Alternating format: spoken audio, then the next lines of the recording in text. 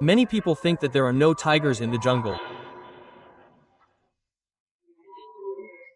But if someone wants to use this opportunity to exert influence, they should remember that the tiger cubs are not yet sleeping in the jungle. Even though the snake is small, its venom is no less. The gold of the jungle of this land used to roar like the gold of Bangladesh.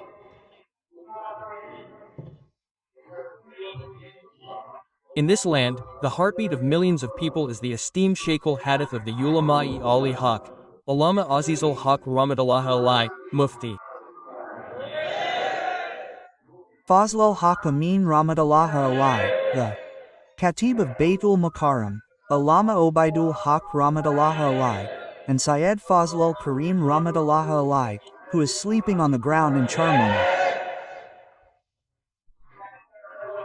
One by one, when they said goodbye to the world, the field seemed empty.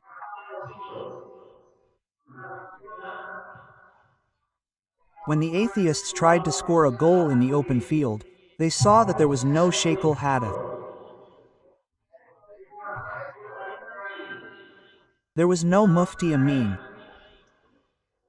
The Khatib of Baitul Mukarram, Charmona, is not there. But even then they see that there is no shortage of their spiritual children in every corner of the country. That's right.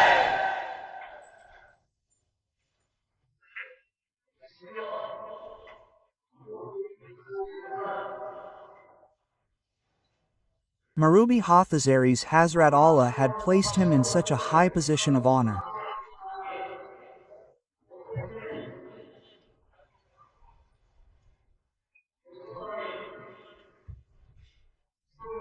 A Muslim's life was a tearful demand for Muslims to walk freely under the shadow of this Marubi.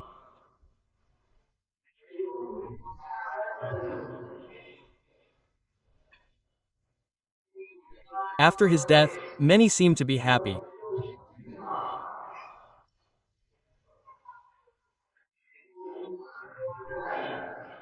But I want to say that even if Allah takes away Hafizari and everyone else, there is nothing for the atheists to be happy about. The enemies of Islam have no reason to be happy. Allah will protect the religion. Allah will do it naturally. He will do it with angels. No unbeliever has the power to shut down the voice of Islam.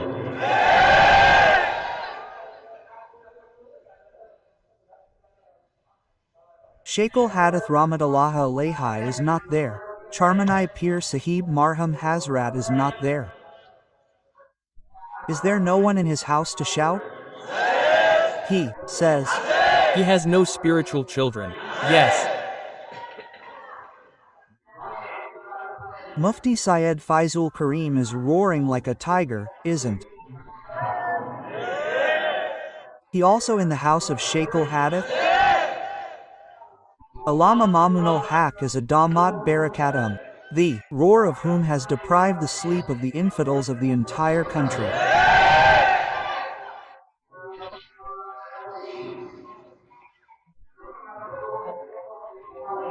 But I am saying this cautiously. No matter how much we speak, we say that this country is a Muslim country. This country is a country of Muslims, but we never try to say anything offensive against minorities of other religions.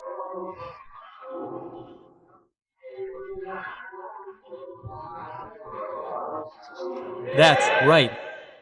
Someone says, we don't say anything offensive to Hindus. We don't say anything offensive to Christians. Quote, we don't say anything offensive to Jews. Quote, we don't say anything offensive to Buddhists in Bangladesh. Quote, no, we don't say anything offensive to Buddhists in Bangladesh. Quote, no, we don't say anything offensive to Hindus. Did Muslims go and turn off the microphone? No. Did Muslims protest that worship will not continue? Quote, no, they said to demolish the temple? Quote, no. But where did they get this courage today? Quote,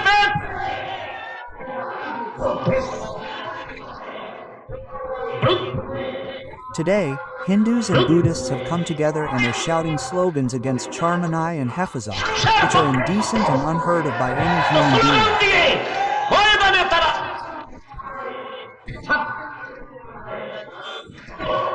I will tell these conscious Muslims who are in charge of this country that we are not extremists, we are not militants, we are the Ummah of the peace-loving ideal messenger.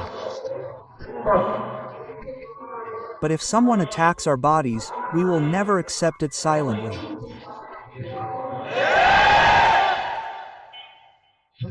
Try to control them while there is time. Try to control them while there is time. Otherwise, the nation knows very well, even the soil of Bangladesh knows how powerful Muslims are. Right. We do not like extremism. We do not like bloodshed. We do not like oppression and torture. We do not like abusing anyone. But when our backs are against the wall, we will not look back. We will move forward.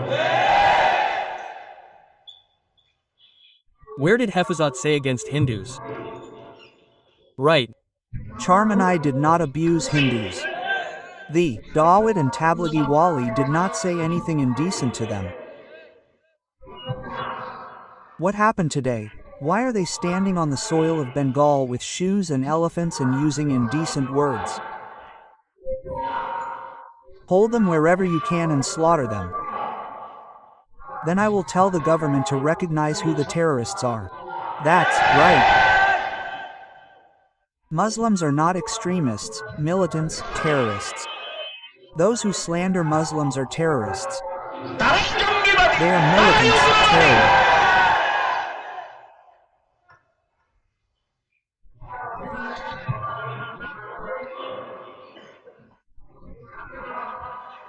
Besides, I cannot say another thing.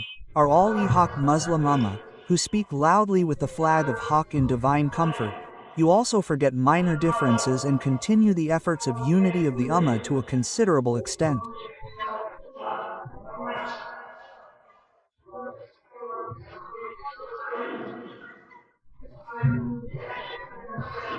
Forgetting differences, come to one field, or divide that nation into groups to destroy a nation. This is a basic formula, to destroy a nation, right? Why are we Muslims so weak today? Why are we so weak? Why are we silent in front of a few infidels? The only reason for this is that our internal disunity is a big responsibility for this. And it will not be possible to forcefully press the slogan of unity. Unity of heart must come first. If there is a violent and aggressive attitude in the mind, then it will never bring success.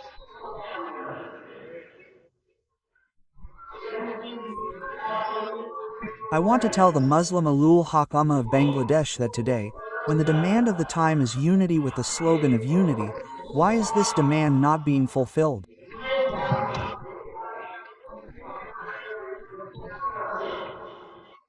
Among all the reasons for the ulama and Ulul Haq not coming to one platform, the number one reason is that I think there is disunity among the scholars due to the writings of the Ummah on Ghazab's Facebook.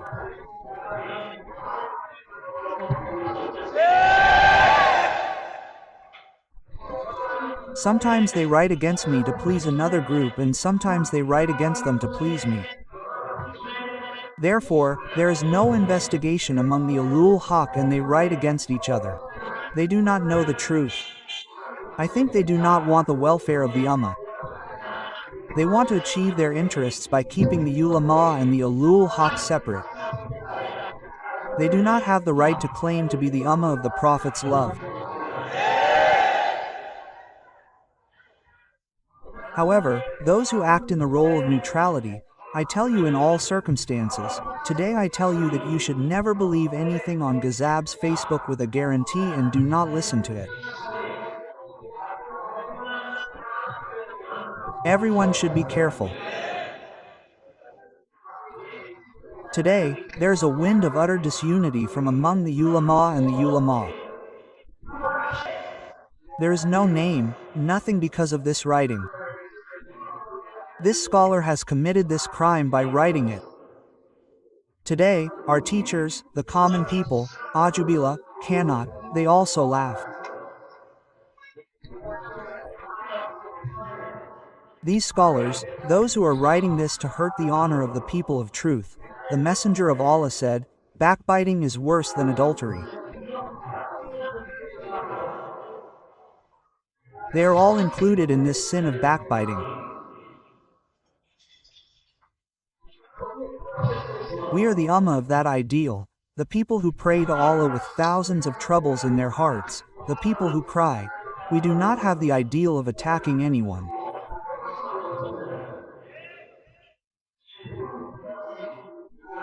But those who are introducing this misunderstanding, those who are working behind the third force, putting one scholar behind another, Hazor, are listening to you saying this against you and trying to get his record out.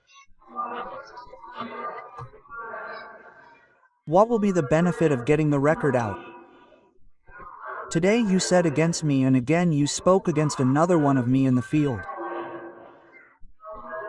What is the benefit of Islam by saying these things against Charmaneh, against Tablighi Jamaat?